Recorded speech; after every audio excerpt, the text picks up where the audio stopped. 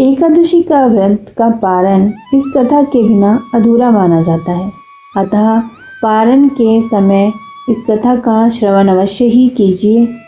श्रीमद् भागवत पुराण में माता तुलसी के अवतरण की दिव्य लीला कथा बताई गई है। एक बार शिवजी ने अपने तेज को समुद्र में फेंक दिया था। उससे एक महान तेजस्वी बालक ने जन्म लिया। यह बालक आगे चलकर जलंधर के नाम से पराक्रम में दैत्य राजा बना। इसकी राजधानी का नाम जलंधर नगरी था। दैत्यराज कालनेमी की कन्या वृंदा का विवाह जालंधर से हुआ। जालंधर महाराक्षस था। अपनी सत्या के मद में चूर उसने माता लक्ष्मी को पाने की कामना से युद्ध किया, परंतु समुद्र से ही उत्पन्न होने के कारण माता लक्ष्मी ने उसे अपने भाई के रूप में स्वीकार किया। वहां से पराजित होकर वह देवी पार्वती को पाने की लालसा से कैलाश पर्वत पर गया। भगवान देवादिदेव शिव का ही रूप धर कर माता पार्वती के समीप गया, परंतु मां ने अपने योग बल से उसे तुरंत पहचान लिया तथा वहां से अंतर्ध्यान हो गई। देवी पार्वती ने क्रुद्ध होकर सारा वृतांत भगवान विष्णु को सुनाया। जालंधर की पत्नी वृंदा अत्यंत पतिव्रता स्त्री थी। उसी के पतिव्रत धर्म की शक्ति से जालंधर ना तो मारा जाता था और ना ही पराजित होता था। इसीलिए जालंधर का नाश करने के लिए वृंदा के पतिव्रत धर्म को भंग करना बहुत आवश्यक था। इसी कारण भगवान विष्णु ऋषि का वेश धारण कर वन में जा पहुंचे, जहां वृंदा अकेली भ्रमण कर रही थी। भगवान के साथ 2 मायावी राक्षस भी थे, जिन्हें देखकर वृंदा भयभीत हो गई। ऋषि ने वृंदा के सामने पल में दोनों को भस्म कर दिया। उनकी शक्ति देखकर वृंदा ने कैलाश पर्वत पर महादेव के साथ युद्ध कर रहे अपने पति जालंधर के बारे में पूछा। ऋषि ने अपने माया जाल से 2 वानर प्रकट किए। एक वानर के हाथ में जालंधर का सिर था तथा दूसरे के हाथ में धड़। अपने पति की यह दशा देखकर वृंदा मूर्छित होकर गिर पड़ी। होश में आने पर उन्होंने ऋषि रूपी भगवान से विनती की कि वह उसके पति को जीवित करे। भगवान ने अपनी माया से पुनः जालंधर का सिर धड़ से जोड़ दिया, परंतु स्वयं भी वह उसी शरीर में प्रवेश कर गए। वृंदा को इस छल का जरा भी आभास नहीं हुआ। जालंधर बने भगवान के साथ वृंदा पतिव्रता का व्यवहार करने लगी, जिससे उसका अस्तित्व भंग हो गया। ऐसा होते ही वृंदा का पति जालंधर युद्ध में हार गया। इस सारी लीला का जब वृंदा को पता चला तो उसने क्रुद्ध होकर भगवान विष्णु को शिला होने का श्राप दे दिया तथा स्वयं सती हो गई। जहाँ वृंदा भस्म हुई वहाँ तुलसी का पौधा होगा। भगवान विष्णु ने वृंदा से कहा, हे वृंदा, तुम अपने अस्तित्व के कारण मुझे लक्ष्मी से भी अधिक प्रिय हो गई हो। अब तुम तुलसी के रूप में सदा मेरे साथ रहोगी बसोगी। जो मनुष्य भी मेरे शालिग्राम रूप के साथ तुलसी का विवाह करेगा, उसे इस लोक और परलोक में विपुल यश प्राप्त होगा। जिस घर में तुलसी होती है वहां यम के दूत भी असमय नहीं जा सकते। गंगा और नर्मदा के जल में स्नान तथा तुलसी का पूजन बराबर माना जाता है, चाहे मनुष्य कितना भी पापी क्यों ना हो। मृत्यु के समय जिसके प्राण मंजरी रहित तुलसी और गंगा जल मुख में रखकर निकल जाते हैं, वह पापों से मुक्त होकर वैकुंठ धाम को प्राप्त होता है। जो मनुष्य तुलसी और आंवलों की छाया में अपने पितरों का श्राद्ध करता है, उसके पितर मोक्ष को प्राप्त हो जाते हैं। उसी दैत्य जालंधर की यह भूमि जालंधर नाम से विख्यात है। ओम नमो नारायण। भगवान नारायण की कृपा आप सभी पर बनी रहे। आइए सुनते हैं तुलसी माता की एक और कथा। एक कन्या थी। जब वह थोड़ी बड़ी हुई और उसको समझ आने लगी, तब से ही वह तुलसी माता जी की पूजन करने लगी। उसके प्रतिदिन का नियम था कि तुलसी माता जी का पूजन करने के बाद ही खाना खाती थी। जब वह कन्या शादी के योग्य हुई, तब उसके माता पिता ने उसकी शादी करा दी। कन्या को उसके माता पिता ने दहेज में भी एक तुलसी का गमला दिया। ससुराल में वह प्रतिदिन सवेरे उठते ही पूजा करती, फिर उसके बाद ही खाना खाने बैठती थी। उसकी 2 जेठानियां थी। वो दोनों उसका मजाक उड़ाती थी कि बड़ी नियम धर्म वाली बनती है। उन दोनों को उससे बहुत ईर्ष्या होती थी, इसीलिए वो दोनों तुलसी जी का गमला छुपा देती। वह कन्या बड़ी मुश्किल से गमला ढूंढ कर लाती, अच्छे से पूजा करती और फिर खाना खाती। वह गमला ढूंढ कर ले आती तो एक दिन तो उसकी जेठानियों ने क्या किया कि गमला ही दूर फेंक दिया। कन्या ने खूब ढूंढा पर उसे गमला मिला ही नहीं। वह बहुत ही परेशान हो गई। उस दिन तो उसने खाना भी नहीं खाया, उसका नियम जो था।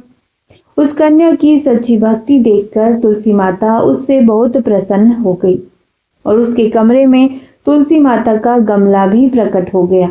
अगले दिन सुबह जब वह उठी तो क्या देखती है कि उसके खाट के चारों कोनों पर तुलसी माता का गमला आ गया है। यह देखकर वह तो बहुत प्रसन्न हो गई कि अब मेरी तुलसी माता को कोई चुरा नहीं सकेगा। पूजन करने के लिए भी कहीं और जाना नहीं पड़ेगा और कोई मेरी तुलसी माता को फेंक भी नहीं सकेगा। वह तो जल्दी से उठकर स्नान करती है और तुलसी माता का पूजन कर लेती है।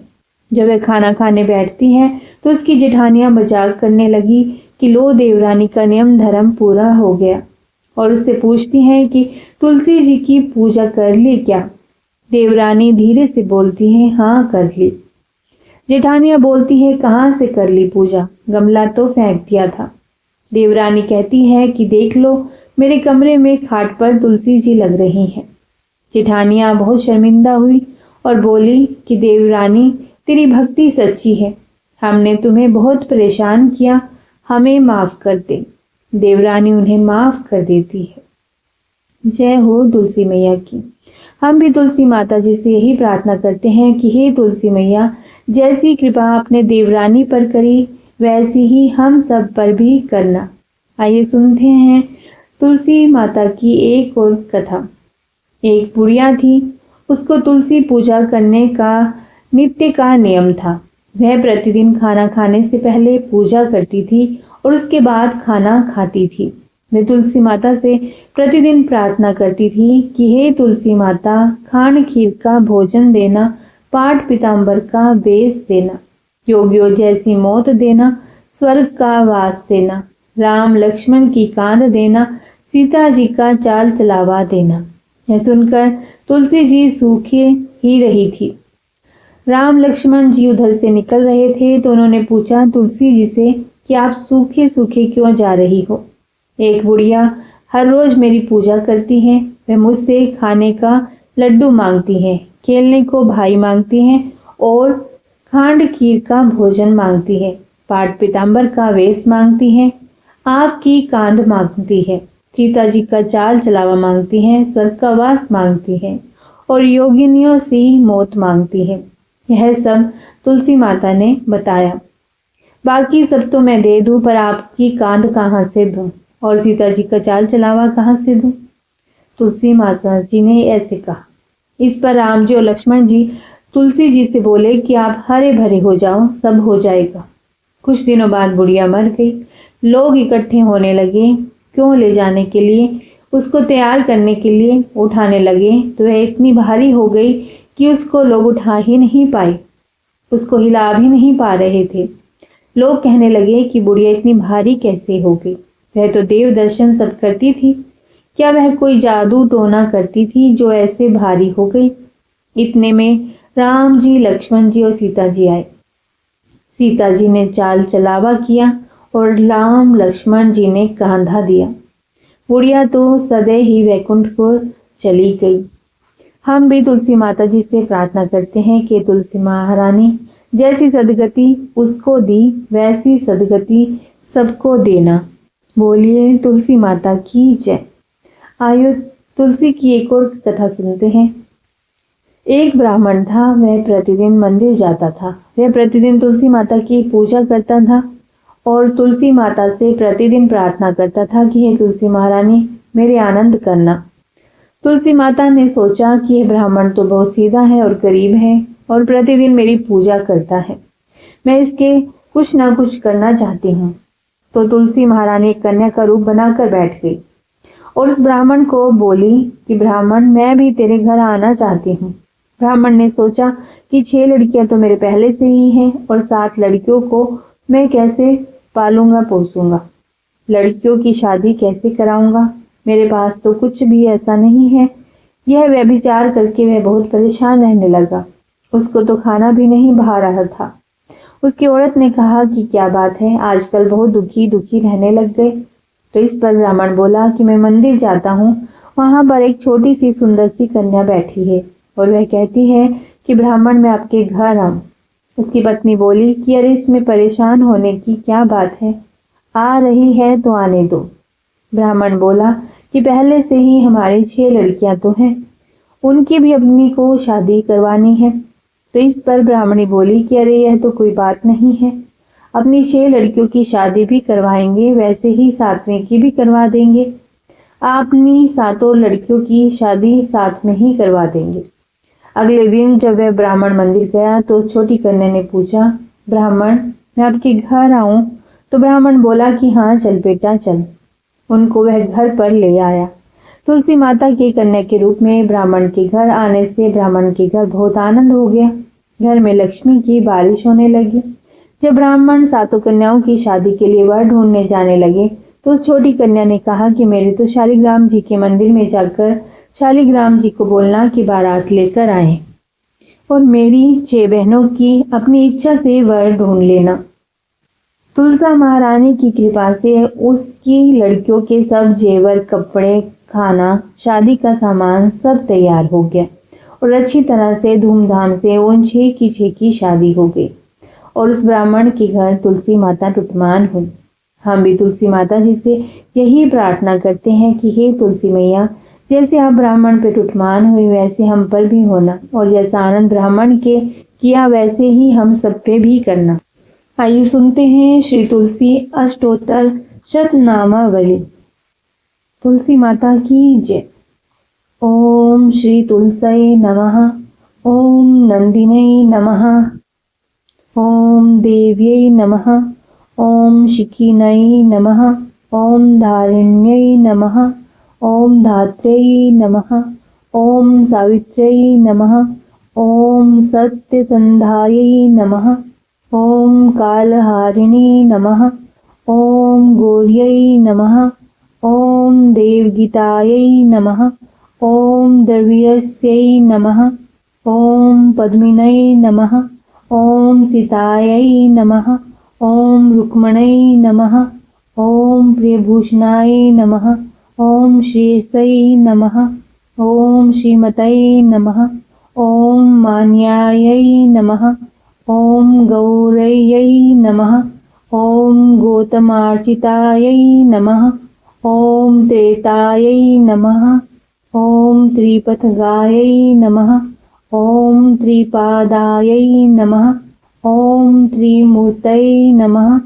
ओम जगत्त्रयायै नमः। ओम त्रासिनै नमः। ओम गात्रायै नमः। ओम गात्र्यायै नमः। ओम गर्भवारिण्यै नमः। ओम शोभनायै नमः। ओम समायै नमः। ओम द्विर्धायै नमः। ओम आराध्यै नमः। ओम यज्ञविद्यायै नमः। ओम महाविद्यायै नमः। ओम गुहुविद्यायै नमः। ओम कामाक्ष्यै नमः। ओम कुलायै नमः। ओम श्रियै नमः। ओम भूमै नमः। ओम भवित्र्यै नमः। ओम सावित्र्यै नमः। ओम सर्वेदविदाम्बरै नमः। ओम शंखिनै नमः। ओम चक्रिणै नमः।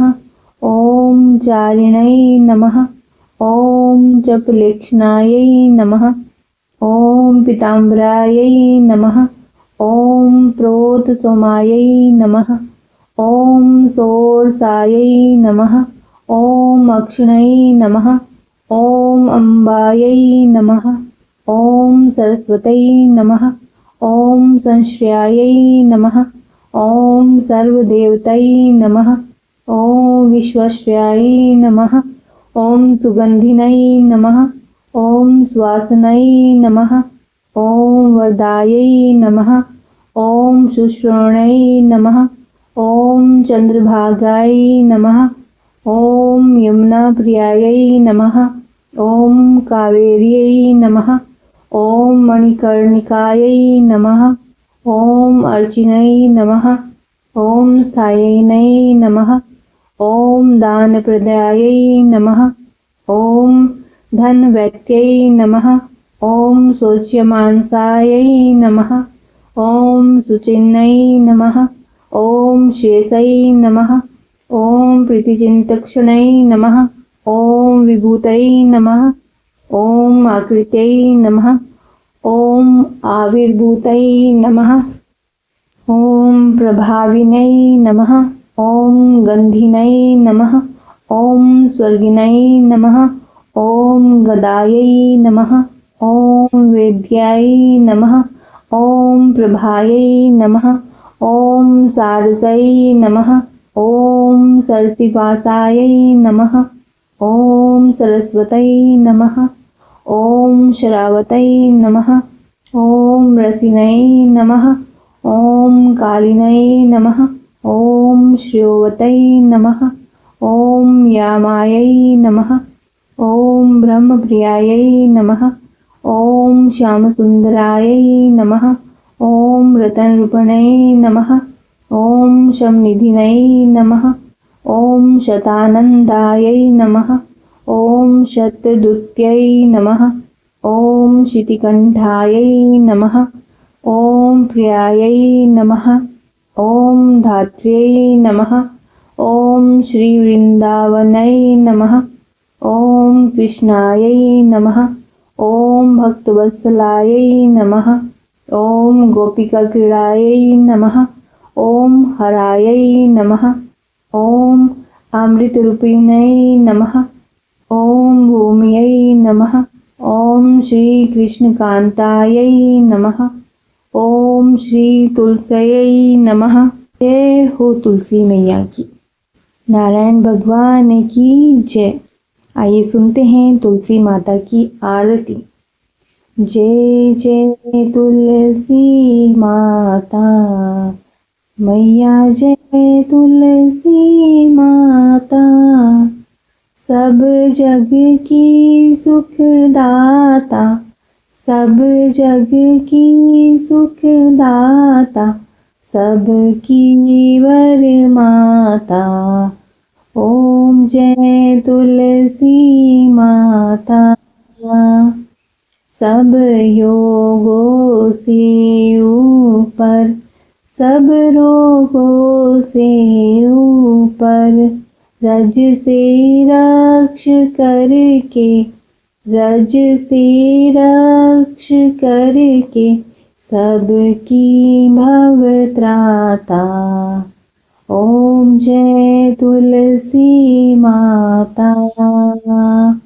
बटुपुत्री है श्यामा, सूरवल्ली है ग्राम्या, विष्णु प्रिय जो नर तुमको सेवे, सो नर तर जाता। ओम जय तुलसी माता। हरि के शीश विराजत, त्रिभुवन से हो वंदित, मैया त्रिभुवन से हो वंदित। पतित जनों की तारिणी, पतित जनों की तारिणी, तुम हो विख्याता। ओम जय तुलसी माता। लेकर जन्म विजन में आई दिव्य भवन में, मैया आई दिव्य भवन में। मानव लोक तुम्हीं से सुख संपत्ति पाता। ओम जय तुलसी माता। हरि को तुम अति प्यारी, श्याम वरण सुकुमारी, मैया श्याम वरण सुकुमारी। प्रेम अजब है उनका, प्रेम अजब है उनका, तुमसे कैसा नाता। ओम जय तुलसी माता, हमारी विपत हरो तुम, कृपा करो माता, मैया कृपा करो माता। ओम जय तुलसी माता, जय जय तुलसी माता, मैया जय तुलसी माता। सब जग की सुखदाता, मैया सब जग की सुखदाता, सबकी वर माता। ओम जय तुलसी माता। तुलसी मैया और नारायण भगवान आप सभी पर अपनी कृपा दृष्टि बनाए रखें। तो आइए आरंभ करते हैं गणेश जी का नाम लेकर इस कथा को। जय श्री गणेश। आप सभी भी जयकारा लगाइए, जय श्री गणेश।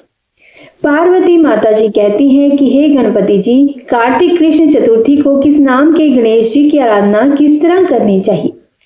पार्वती जी की यह बात सुनकर गणेश जी ने कहा कि कार्तिक कृष्ण चतुर्थी का नाम संकटा है। पिंग नाम के गणेश जी की उस रोज पूजा करनी चाहिए। पूजन पहले कही हुई विधि से करना चाहिए। भोजन एक बार करना चाहिए। व्रत तथा पूजन के पश्चात ब्राह्मण को भोजन कराकर खुद चुप रहकर भोजन करना चाहिए। इस व्रत का फल मैं बता रहा हूँ, ध्यान पूर्वक सुनिए।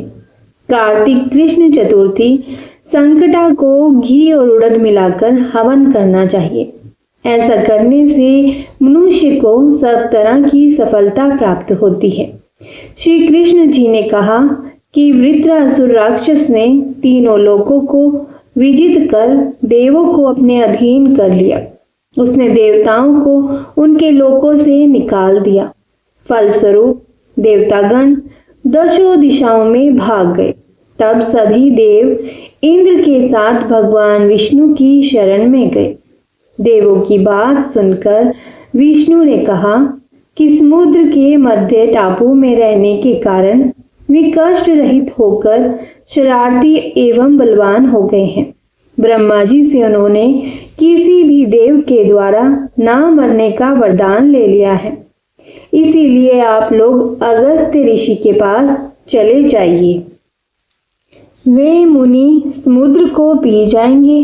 तब राक्षस लोग अपने पिता के पास चले जाएंगे और आप लोग सुख से स्वर्ग में रहने लगेंगे।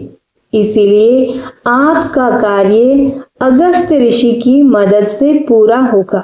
ऐसा सुनकर समस्त देवतागण अगस्त्य ऋषि के आश्रम में पहुंचे और प्रार्थना द्वारा उनको प्रसन्न किया। मुनि ने खुश होकर कहा, हे देवगणों, भय वाली कोई बात नहीं है। आप लोगों की मनचाही इच्छा अवश्य ही पूरी होगी। मुनि की इस बात को सुनकर सारे देवता अपने अपने राज्यों में चले गए। इधर मुनि को फिक्र हुई कि 1,00,000 कोस इस बड़े समुद्र को मैं कैसे पी सकूंगा। तब उन्होंने गणेश जी को याद करके संकट चतुर्थी के सुंदर व्रत को विधि पूर्वक किया। 3 माह तक व्रत करने के पश्चात गणेश चतुर्थी के दिन गणेश जी बहुत खुश हुए। उसी व्रत के प्रभाव से अगस्त्य ऋषि ने श्री गणेश जी की कृपा से समुद्र को आसानी से पीकर सुखा दिया।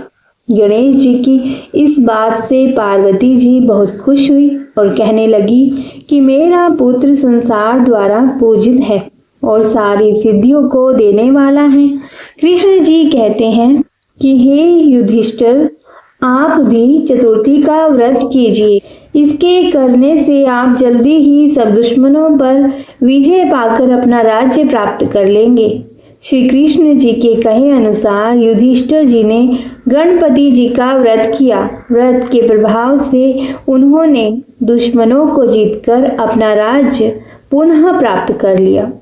इस व्रत की केवल कथा सुनने से ही सैकड़ों हजारों अश्वमेध यज्ञ और वाजपेयी यज्ञों का फल मिलता है तथा पुत्र पौत्र आदि की बढ़ोतरी होती है। तो बोलिए जय श्री गणेश। आइए गणपति जी की आरती करते हैं। सुख करता दुख हरता वार्ता विघ्नाची, नूर्वी पूर्वी प्रेम कृपा जयाची, सर्वांगी सुंदर उटी सिंधुराची, कंठी झलके झाल मुक्ता फलांची, जय देव जय मंगल मूर्ति, दर्शन मात्रे मन कामना पूर्ति, जय देव जय मंगल मूर्ति, दर्शन मात्रे मनोकामना पूर्ति, रतन खचित फर तुझ गोरी कुमरा, रतन खचित फर तुझ गोरी कुमरा, चंदनाची उटी कुंकुम केशरा, चंदनाची उटी कुंकुम केशरा, हीरे जड़ित मुकुट शोभतो बरा, ऋण झुनती निपरे चरणी घागरिया, लंबोदर पीतांबर फणिवर बंधना, सरल सोंड वक्रतुंड त्रियनना, दास रामाचा वाट पाहि सदना, संकटी पावावे निर्वाणी रक्षावे, सुस्वर वंदना, सुख करता दुख हरता वार्ता विघ्नाची, नूर्वी पूर्वी प्रेम कृपा जयाची, सुख करता दुख हरता वार्ता विघ्नाची, नूर्वी पूर्वी प्रेम कृपा जयाची। चैनल पर भक्ति किसी श्रद्धावान व्यक्ति को ही प्राप्त होती है। आइए इस कथा से जानते हैं कि भक्ति कब और किसे प्राप्त होती है। श्री अयोध्या जी में एक उच्च कोटि के संत रहते थे। उन्हें रामायण का श्रवण करने का बहुत शौक था। ये कह लीजिए कि व्यसन था। जहाँ भी कथा चलती वहाँ बड़े प्रेम से कथा सुनते। कभी किसी प्रेमी अथवा संत से कथा कहने की विनती करते। एक दिन राम कथा सुनाने वाला कोई मिला ही नहीं। वही पास से एक पंडित जी रामायण की पोथी लेकर जा रहे थे। पंडित जी ने संत को प्रणाम किया और पूछा कि महाराज क्या सेवा करें। संत ने कहा, पंडित जी रामायण की कथा सुना दो, परंतु हमारे पास दक्षिणा देने के लिए रुपया नहीं है। हम तो फक्कड़ साधु हैं। माला लंगोटी और कमंडल के अलावा कुछ नहीं है और कथा भी एकांत में सुनने का मन है हमारा। पंडित जी ने कहा, ठीक है महाराज। संत और कथा सुनाने वाले पंडित जी दोनों सरयू जी के किनारे कुंजों में जा बैठे। पंडित जी और संत रोज सही समय पर आकर वहां विराजते और कथा चलती रहती। संत बड़े प्रेम से कथा श्रवण करते थे और भाव विभोर होकर कभी नृत्य करने लगते तो कभी रोने लगते। जब कथा समाप्त हुई तब संत ने पंडित जी से कहा, पंडित जी आपने बहुत अच्छी कथा सुनाई। हम बहुत प्रसन्न हैं। हमारे पास दक्षिणा देने के लिए रुपया तो नहीं है, परंतु आज आपको जो चाहिए वह आप मांगो। संत सिद्ध कोटि के प्रेमी थे। श्री सीताराम जी उनसे संवाद भी किया करते थे। पंडित जी बोले, महाराज हम बहुत गरीब हैं, हमें बहुत सारा धन मिल जाए। संत ने प्रार्थना की कि प्रभु इसे कृपा करके धन दे दीजिए। भगवान ने मुस्कुरा दिया। संत बोले, तथास्तु। फिर संत ने पूछा, मांगो और क्या चाहते हो। पंडित जी बोले, हमारे घर पुत्र का जन्म हो जाए। संत ने पुनः प्रार्थना की और श्री राम जी मुस्कुरा दिए। संत बोले, तथास्तु, तुम्हें बहुत अच्छा ज्ञानी पुत्र होगा। फिर संत बोले, और कुछ मांगना है तो मांग लो। पंडित जी बोले, श्री सीताराम जी की अखंड भक्ति प्रेम हमें प्राप्त हो। संत बोले, नहीं, यह नहीं मिलेगा। पंडित जी आश्चर्य में पड़ गए कि महात्मा क्या बोल गए। पंडित जी ने पूछा, संत भगवान यह बात समझ नहीं आई। संत बोले, तुम्हारे मन में प्रथम प्राथमिकता धन सम्मान घर की है, दूसरी प्राथमिकता पुत्र की है और अंतिम प्राथमिकता भगवान की भक्ति की है। जब तक हम संसार को, परिवार, धन, पुत्र आदि को प्राथमिकता देते हैं तब तक भक्ति नहीं मिलती। भगवान ने जब केवट से पूछा कि तुम्हें क्या चाहिए, केवट ने कुछ नहीं मांगा। प्रभु ने पूछा, तुम्हें बहुत सा धन देते हैं? केवट बोला, नहीं प्रभु। प्रभु ने कहा, ध्रुव पद ले लो। केवट बोला, नहीं। इंद्र पद, पृथ्वी का राजा और मोक्ष तक देने की बात की, परंतु केवट ने कुछ नहीं लिया। तब जाकर प्रभु ने उसे भक्ति प्रदान की। हनुमान जी को जानकी माता ने अनेकों वरदान दिए, बल, बुद्धि, सिद्धि, अमरत्व आदि, परंतु उन्हें प्रसन्नता नहीं हुई। अंत में जानकी जी ने श्री राम जी का प्रेम, अखंड भक्ति का वर दिया। प्रहलाद जी ने भी कहा कि हमारे मन में मांगने की कभी कोई इच्छा ही ना उत्पन्न हो, तब भगवान ने अखंड भक्ति प्रदान की। तो यदि भगवान में आपने ध्यान लगाना है, भक्ति अपनानी है, तो अन्य सब चीज़ों का मोह छोड़ना पड़ेगा। हरे कृष्ण कृष्ण कृष्ण हरे हरे, हरे राम राम राम हरे हरे। में शंकर जी की पूजा धूप, बेलपत्र आदि से करनी चाहिए। साथ ही बुधवार की कथा सुनकर आरती के बाद प्रसाद लेकर जाना चाहिए, बीच में ही नहीं जाना चाहिए। आइए आरंभ करते हैं। एक समय एक व्यक्ति अपनी पत्नी को विदा करवाने के लिए अपनी ससुराल गया। वहां पर कुछ दिन रहने के पश्चात सास ससुर से विदा करने के लिए कहा, किंतु सबने कहा कि आज बुधवार का दिन है, आज के दिन गमन नहीं करते हैं। वह व्यक्ति किसी प्रकार नहीं माना और हठ धर्मी करके बुधवार के दिन ही पत्नी को विदा कराकर अपने नगर को चल पड़ा। राह में उसकी पत्नी को प्यास लगी तो उसने अपने पति से कहा कि मुझे बहुत जोर से प्यास लगी है। तब वह व्यक्ति लोटा लेकर रथ से उतरकर जल लेने चला गया और जैसे ही वह व्यक्ति पानी लेकर अपनी पत्नी के निकट आया तो यह देखकर आश्चर्य से चकित रह गया कि ठीक अपने ही जैसी सूरत तथा वैसी ही वेशभूषा में वह व्यक्ति उसकी पत्नी के साथ रथ में बैठा हुआ है। उसने क्रोध से कहा कि तू कौन है जो मेरी पत्नी के निकट बैठा है? दूसरा व्यक्ति बोला, यह मेरी पत्नी है, मैं अभी अभी ससुराल से विदा कराकर ला रहा हूँ। वे दोनों व्यक्ति परस्पर झगड़ने लगे। तभी राज्य के सिपाही आकर लोटे वाले व्यक्ति को पकड़ने लगे। स्त्री से पूछा, तुम्हारा असली पति कौन सा है? तब पत्नी शांत ही रही, क्योंकि दोनों एक जैसे थे। वह किसे अपना असली पति कहे? वह व्यक्ति ईश्वर से प्रार्थना करता हुआ बोला, हे ईश्वर, यह क्या लीला है कि सच्चा झूठा बन रहा है? तभी आकाशवाणी हुई कि मूर्ख, आज बुधवार के दिन तुझे गमन नहीं करना था, तूने किसी की बात नहीं मानी। यह सब लीला बुद्धदेव भगवान की है। उस व्यक्ति ने बुद्धदेव से प्रार्थना की और अपनी गलती के लिए क्षमा याचना की। बुद्धदेव जी अंतर्ध्यान हो गए। वह अपनी स्त्री को लेकर घर आया तथा बुधवार का व्रत में दोनों पति पत्नी नियम पूर्वक करने लगे। जो व्यक्ति इस कथा को श्रवण करता तथा सुनता है या सुनाता है, उसको बुधवार के दिन यात्रा करने का कोई दोष नहीं लगता है। उसको सर्व प्रकार से सुखों की प्राप्ति होती है। जय हो बुधवार देवता की, बुद्ध देवता की जय। आइए सुनते हैं गणेश जी की कथा। जय श्री गणेश। एक बुढ़िया माई थी, मिट्टी के गणेश जी की पूजा करती थी। हर रोज बनाए और रोज गल जाए। एक सेठ का मकान बन रहा था। वो बोली, पत्थर का गणेश बना दो। मिस्त्री बोले, जितने हम तेरा पत्थर का गणेश गढ़ेंगे उतने में अपनी दीवार चुन लेंगे। बुढ़िया बोली, राम करे तुम्हारी दीवार टेढ़ी हो जाए। अब उनकी दीवार टेढ़ी हो गई। वो चिन्हे और ढा देवें, क्योंकि वो टेढ़ी होती जा रही थी। इस तरह करते करते शाम हो गई। शाम को सेठ आया और उसने कहा, आज कुछ भी नहीं किया तुम लोगों ने? तो वे लोग कहने लगे कि एक बुढ़िया आई थी और वो कह रही थी कि मेरे पत्थर के गणेश गढ़ दो। हमने नहीं गढ़ा तो उसने कहा तुम्हारी दीवार टेढ़ी हो जाए, और तब से दीवार सीधी बन ही नहीं रही। बनाते हैं तो वो टेढ़ी चली जाती है, फिर उसको ढा देते हैं। सेठ ने बुढ़िया को बुलवाया। सेठ ने कहा, हम तेरा सोने का गणेश गढ़ देंगे, हमारी दीवार सीधी कर दो। सेठ ने बुढ़िया को सोने का गणेश गढ़कर दिया। सेठ की दीवार सीधी हो गई। जैसे सेठ की दीवार सीधी की वैसी ही प्रभु सबकी करना। जय श्री गणेश।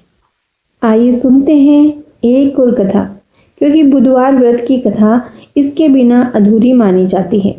तो आइए आरंभ करते हैं। जय श्री गणेश। प्राचीन काल में समतापुर नाम का एक नगर था। उस नगर में मधुसूदन नाम का एक व्यक्ति निवास करता था। मधुसूदन जब विवाह के योग्य हो गया तो उसके माता पिता ने उसका विवाह पास ही के छोटे से नगर बलरामपुर की युवती संगीता से कर दिया। संगीता का परिवार काफी धार्मिक और सात्विक भाव से जीवन जीता था। इसीलिए संगीता और मधुसूदन का विवाह पूर्ण रीति रिवाज और रस्मों से संपन्न हुआ। विवाह के बाद संगीता और मधुसूदन सुखपूर्वक दाम्पत्य जीवन जीने लगे। विवाह होने के बाद कभी अपने ससुराल कभी पीहर, इस तरह संगीता का जीवन सुखपूर्वक व्यतीत होने लगा। एक बार संगीता अपने पीहर बलरामपुर गई हुई थी तो मधुसूदन उसे लेने अपने ससुराल पहुंचा। ससुराल में मधुसूदन की खूब आवभगत हुई और आदर सम्मान मिला। संध्या को जब मधुसूदन ने ससुराल से विदाई लेनी चाहिए तो संगीता के माता पिता ने मना कर दिया। संगीता के माता पिता बोले, पुत्र आज बुधवार का दिन है। हमारे यहाँ ये रिवाज है कि बुधवार के दिन लड़की को अपने ससुराल के लिए विदा नहीं करते हैं। बुधवार को ससुराल जाना बहुत अशुभ माना जाता है। आप आज रात्रि को यहीं विश्राम करो और प्रातःकाल संगीता को लेकर चले जाना। मधुसूदन को उनकी बातों पर विश्वास नहीं हुआ और वह बुधवार को ही जाने की अपनी जिद पर अड़ा रहा। हार कर संगीता के माता पिता ने उन्हें विदा कर दिया। मधुसूदन और संगीता अभी कुछ दूर ही निकले थे कि घने वन में उनकी बैलगाड़ी का पहिया निकल गया। अब बैलगाड़ी को नहीं खींच पाए और दोनों पैदल ही समतापुर की तरफ निकल पड़े। कुछ दूरी चलने के बाद संगीता को थकान होने लगी और बहुत तीव्र प्यास लग गई। दोनों ने एक पेड़ के नीचे विश्राम करने का निश्चय किया और मधुसूदन संगीता के लिए जल लेने के लिए वन में निकल गया। थोड़ी देर बाद जब मधुसूदन जल लेकर आया तो देखता है कि उसकी पत्नी के पास उसका हमशक्ल व्यक्ति ठीक उसी की जैसी वेशभूषा धारण किए बैठा है। मधुसूदन को यह देखकर बहुत क्रोध आया और वह उस बहरूपी से झगड़ा करने लगा। संगीता भी नहीं समझ पाई कि उसका पति कौन है, क्योंकि दोनों पूर्णतः एक जैसे प्रतीत हो रहे थे। मधुसूदन और उसके हमशक्ल का झगड़ा सुनकर पास ही से गुजर रहे राजा के सैनिक वहां आ गए। सैनिकों ने जब सारा वृतांत सुना तो उन्होंने संगीता से अपने पति को पहचानने के लिए कहा। संगीता भी दुविधा में पड़ गई और अपने पति को नहीं पहचान पाई। झगड़े का कोई हल नहीं निकलने के कारण सैनिकों से मधुसूदन और उसके हमशक्ल को राज दरबार में पेश किया। राजा ने दोनों को कठोर कारावास की सजा सुना दी। अब मधुसूदन को अपने किए का प्रायश्चित होने लगा और वो समझ गया कि उसने बुद्ध देव को क्रोधित किया है और उन्हीं के क्रोध का यह फल है। मधुसूदन ने हाथ जोड़कर भगवान बुद्ध से क्षमा मांगी। मधुसूदन ने प्रण लिया कि वो आज के बाद हमेशा बुधवार का व्रत रखेगा और बुधवार व्रत की कथा सुनेगा। भगवान ने उसे उसके पाप का दंड दे दिया था और उसे शिक्षा भी मिल गई थी, इसलिए भगवान ने उसको क्षमा कर दिया। मधुसूदन के पाप मुक्त होते ही चमत्कार हुआ और उसका बहरूपिया तुरंत ही अदृश्य हो गया। राजा ने उसे क्षमा करके प्राणदान दिया और संगीता के साथ विदा कर दिया। दोनों राजा के महल से थोड़ी ही दूर निकले होंगे कि उन्हें सामने से अपनी बैलगाड़ी आती दिखाई दी। बैलगाड़ी में दोनों पहिए भी एकदम ठीक थे। दोनों ने भगवान को धन्यवाद दिया और तुरंत अपनी बैलगाड़ी में सवार होकर घर की तरफ प्रस्थान किया। उसके बाद से मधुसूदन कभी भी बुधवार को संगीता को नहीं लाया और दोनों सुखपूर्वक अपना दाम्पत्य जीवन यापन करने लगे। बुधवार का व्रत निरंतर करने के कारण भगवान बुद्ध और गणेश जी की कृपा हमेशा उन पर बनी रही। ओम नमः शिवाय। जय माता दी। जय भोलेनाथ। जय श्री गणेश। आज की कथाएं अगर आपको पसंद आई हैं तो हमारे चैनल को सब्सक्राइब जरूर कीजिएगा और बेल आइकन जरूर प्रेस करिएगा और वीडियो को लाइक और शेयर भी जरूर कीजिएगा और कमेंट बॉक्स में गणेश भगवान की जय भी जरूर लिखिएगा। इसी के साथ आज आप हमारे चैनल पर फाल्गुन मास की कथाएं भी सुन सकते हैं। ओम श्री गणेशाय नमः।